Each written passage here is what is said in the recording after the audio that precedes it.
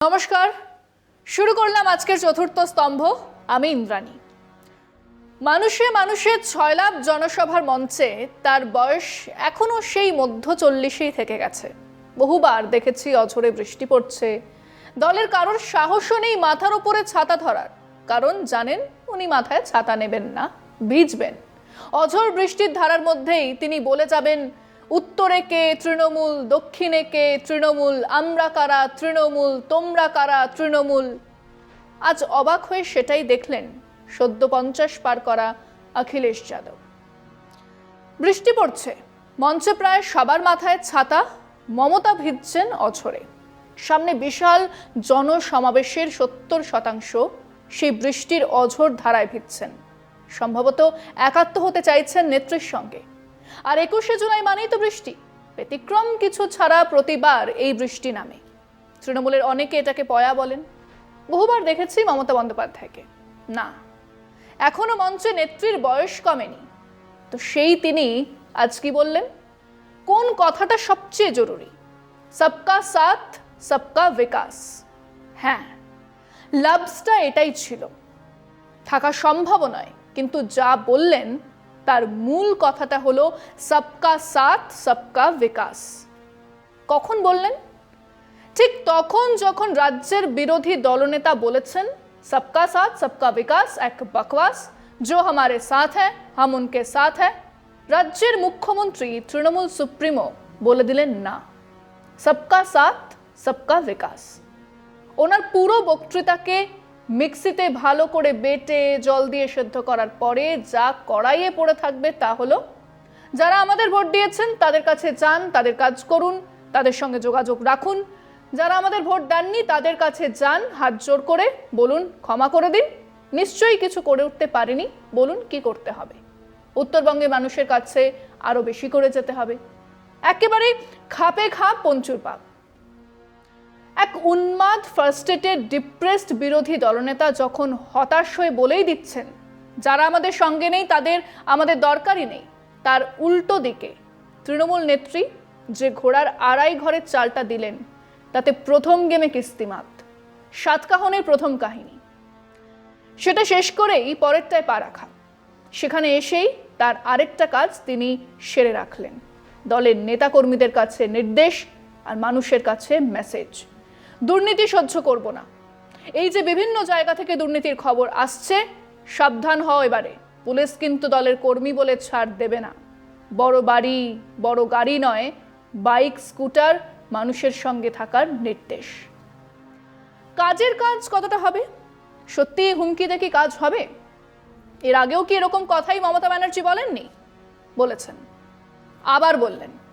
কিন্তু এবারে ২১শে জুলাইয়ের মঞ্চ থেকে এ কথা এক বড় নির্দেশ, আর তার চেয়েও বড় হলো আরো লক্ষ কোটি মানুষের কাছে এই খবরটা পাঠিয়ে দেওয়া, সরকার দুর্নীতি সহ্য করবে না, পুলিশ ধরবে। বললেন, আমরা দুর্নীতির কাছে মাথা নত করব না, এটা আজকে শপথ নিন, আমরা লড়াই করব। ফিরছি একটা বিরতির পর, সঙ্গে থাকুন। তারপরেই তিনি বলেন, বৃষ্টি গায়ে তো লাগলো, এ তো স্নান করলে ধুয়ে যাবে, কিন্তু নোংরা গায়ে লাগলে সেটা ধোয়া যায় না।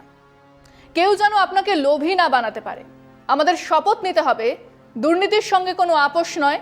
যারা নির্বাচিত হয়ে মানুষের সেবা করবেন না তাদের সঙ্গে কোনো সম্পর্ক রাখবো না। রীতিমতো হুঁশিয়ারি দিলেন তৃণমূলের বিধায়ক, কাউন্সিলর, সাংসদ, নেতাদের, যেন কারো বিরুদ্ধে দল কোনো অভিযোগ না পায়। অভিযোগ পেলে দল উপযুক্ত ব্যবস্থা নেবে। আমি চাই আপনারা গরিব থাকুন, তার মানে ঘরে যা আছে সেটা খেয়ে বেঁচে থাকুন, লোভ করার দরকার নেই। এই জনসমাবেশে উপস্থিত কর্মী সমর্থকেরা নয়, রাজ্যের মানুষের কাছেও খবর গেল মুখ্যমন্ত্রী দলের এই দুর্নীতি নিয়ে কনসার্ন, চিন্তিত, ইগনোর করছেন না, কিছুই তো হয়নি বলছেন না, সবটাই মিডিয়ার অপপ্রচার এটাও বলছেন না। এবারে ৩ নম্বর বিষয়, দল তো কেবল বাংলার নয়, দেশের সংসদে ৪২ জন সাংসদ, কাজেই তা তিনি সভায় আসার আগে থেকেই সেরে ফেলেছিলেন। অখিলেশ যাদব হাজির। হ্যাঁ, কেবল দিল্লিতেই ইন্ডিয়া জোট নয়, এ রাজ্য মানুষের সামনে উনিই যে ইন্ডিয়া জোট সেটা সামনে আনা। আর কংগ্রেস থাকুক কংগ্রেসের জায়গায় একটা ট্র্যাক 2, দ্বিতীয় বৃহত্তম দল আর তৃতীয় বৃহত্তম দলের কামারাদেরই সখ্যতার ছবিও তুলে রাখা হলো। যেভাবে মমতা অখিলেশ মঞ্চের সামনে এসে পরস্পরের পাশে দাঁড়িয়েছেন এবং বিজেপিকে হারানোর জন্য একে অপরের ভূয়সী প্রশংসা করেছেন, তাতে এটা স্পষ্ট যে বিরোধী ইন্ডিয়ার মধ্যে আলাদা একটি জোট গড়তে চাইছেন তারা, যে জোট হচ্ছে কংগ্রেসকে এড়িয়ে, তাদের বাইরে রেখেই। এই জোটের বার্তা এবং লক্ষ্য স্পষ্ট, ইন্ডিয়ার অন্দরে কংগ্রেসকে দাদাগিরি করতে দেওয়া যাবে না। চতুর্থ কাহনে স্বাভাবিকভাবে এসেছে বিজেপি বিরোধিতার কথা। তিনিই যে আসলে বিজেপি বিরোধী, যারা বিজেপির বিরুদ্ধে ভোট দিতে চান তাদের ফার্স্ট চয়েস যে উনি, সেটা জানানোও একটা কাজ। 4 নম্বর গল্পে সেটাই তিনি সাফ করে দিলেন। এ রাজ্যে হিসেব নিকেশগুলো সামনে রেখেই বললেন, আমরা কংগ্রেস সিপিএম বিজেপিকে হারিয়েছি, আমরাই আগমার্কা বিজেপি বিরোধী। উনি জানেন এই বাইনারিটা বাঁচিয়ে রাখা তার অত্যন্ত জরুরি কাজের মধ্যেই পড়ে। তিনি বললেন, আমরাই সরাবো বিজেপিকে। এই লড়াইয়ে ইন্ডিয়া জোট একসঙ্গে লড়বে, এই সরকার টিকবে না। 5 কাহনে তো আসবেই ঘরের কথা। বিকাশ, অভিজিৎ, শুভেন্দু যে ইস্যু বারবার তুলেছেন, রাজ্যের চাকরি দুর্নীতি, চাকরি পরীক্ষার দুর্নীতি, আদালতের অসংখ্য মামলা, বহু নেতাকর্মী জেলে, কাজে সে বিষয়টাকে ছেড়ে তো দেবেন না। কাজে সেই প্রসঙ্গ এলো, বললেন চাকরি হচ্ছে না, তার কারণও বিজেপি আন্দোলনে পারে না। আমার কাছে 10 লক্ষ সরকারি চাকরি তৈরি আছে, কিন্তু আমি কিছু করতে গেলে আদালতে ছোটে তারা। কখনো বলছে 26,000-এর চাকরি খাই, কখনো বলছে 42,000-এর চাকরি খাই, কখনো বলছে ওবিসি উঠিয়ে দাও। উঠবে না, আমরা আইনি লড়াই করছি, করে যাব। মানে নেত্রীর এই বক্তব্য তার কর্মীরা এবারে তলায় নিয়ে যাবে মানুষের কাছে। চাকরি মানরেগার টাকার মতো আটকে রেখেছে ওই বিজেপি। এবারে ষষ্ঠ কাহন, যা ছিল গত বিধানসভা নির্বাচন থেকেই তৃণমূলের এক প্রধান অস্ত্র, বাংলা বাঙালি। বাংলা তার মেয়েকেই চায়, বাংলার বিরোধীদের বিসর্জন ইত্যাদি শুনেছেন। এই বাঙালি আত্মপরিচয়ের ঘুঁটি, বাঙালি আইডেন্টিটি ইস্যু যে খুব সাংঘাতিক, তা অনেকের মতো উনিও জানেন। কিন্তু এখনো পর্যন্ত সেই সীমারেখার মধ্যে থেকেই এই বাঙালি বাংলা স্লোগানকে তিনি নিয়ে যাচ্ছেন। কিন্তু তিনি আমরা বাঙালি বা ওই বাংলা পক্ষও নন, উনি মমতা বন্দ্যোপাধ্যায়। উত্তর কলকাতাও ওনার চাই, বসিরহাটও চাই, কোচবিহারও চাই। তো সেই তিনি 21-এর মঞ্চ থেকেই বললেন, আমরা বাংলার অস্তিত্ব রক্ষা করব, বাংলাই দেশের অস্তিত্ব রক্ষা করবে। মানে তৃণমূল ইকুয়াল টু বাঙালি, আর তৃণমূলই লড়বে বিজেপির সঙ্গে। এখন সময় আরো একটা বিরতির, সঙ্গে থাকুন। এবারে সপ্তকাহনের শেষ কাহন। বাংলাদেশ সীমান্ত লাগোয়া বিরাট অঞ্চলের মুসলমান এবং ওপার বাংলা থেকে আসা হিন্দু মানুষজন রাজ্যের নির্বাচনী পাটিগণিতে বড় ভূমিকা নেন। কাজেই তিনি মেলালেন বাংলাদেশকে। অত্যন্ত সাবধানী, ভীষণ মাপা বক্তব্য, কিন্তু এই বক্তব্য জরুরি ছিল। আমাদের দরজায় কড়া নাড়লে আমরা জায়গা দেব। বিরোধী দলনেতা সর্বত্র রোহিঙ্গা দেখছেন, সেখানে মুখ্যমন্ত্রী বলছেন চার্টার অফ ইউনাইটেড নেশনের কথা। বাংলাদেশ নিয়ে কিছু বলবো না, ওটা আলাদা দেশ, যা বলবে ভারত সরকার বলবে। আমি এটুকু বলতে পারি, যদি অসহায় মানুষ বাংলার দরজায় কড়া নাড়ে তবে আমরা আশ্রয় নিশ্চয়ই দেব। রাষ্ট্রপুঞ্জের একটা নির্দেশ আছে, কেউ যদি শরণার্থী হন তবে তার পাশের এলাকা সম্মান জানাবে। বাংলাদেশ নিয়ে আমরা যেন কোনো প্ররোচনায় পা না দিই, আমরা যেন উত্তেজনা না জড়াই। যারই রক্ত ঝরুক তাদের সঙ্গে আমাদের সহমর্মিতা আছে, আমরাও খবর রাখছি। ছাত্রছাত্রীদের তাজা প্রাণ চলে যাচ্ছে, আমার কিছু বলার নেই।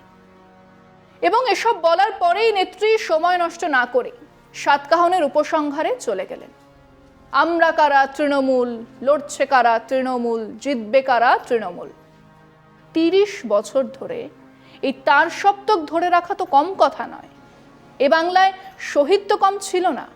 সেই তেভাগা থেকে, খাদ্য আন্দোলন থেকে, 70 দশকে শহীদের মিছিল।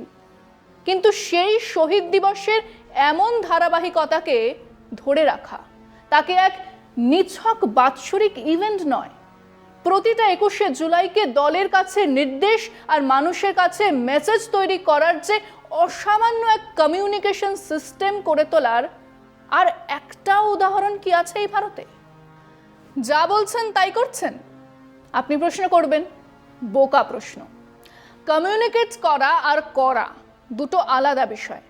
ডাক্তারবাবু মাথায় হাত বুলোলে জ্বর কমে, ওষুধ পরের ব্যাপার। পারসেপশন ব্যাটেলে এই কমিউনিকেশন সিস্টেমটাই আসল। করার জন্য সরকার আছে, 365 দিন সে করবে।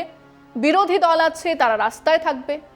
কিন্তু ওই যে কমিউনিকেশন সিস্টেম, এক লপ্তে এক ঝটকায় খবর চলে যাবে দলের কর্মীদের কাছে, মানুষের কাছে। এটা জাস্ট ফাটাফাটি এবং অস্ফুট কিছু কথা, না বলা কিছু কাহিনীও থেকে গেল। আপনার কানেই পৌঁছলো না, কিন্তু মর্মে গিয়ে থাকে। লোকে সব বোঝেন। ওসব 2-4টে এমএলএ জয়েন করানোর জন্য আর 21শে জুলাইয়ের মঞ্চ ব্যবহার করা হবে না। তিনি ঝুলনায় ঝুলতে চাইলেই 21শের মঞ্চে তাকে এনে দুলিয়ে দেওয়া হবে, শোভনবাবু যেমন ভেবেছিলেন, সেটাও কিন্তু হয়নি। অভিষেক বন্দ্যোপাধ্যায় কোথাও যাননি, তিনি খবরের স্রোত থেকে কদিন বাইরে ছিলেন মাত্র। এসব না বলা কাহিনী আছে, समझदारों के लिए इशारा ही काफी है। আজ এখানেই শেষ করছি। শুভরাত্রি।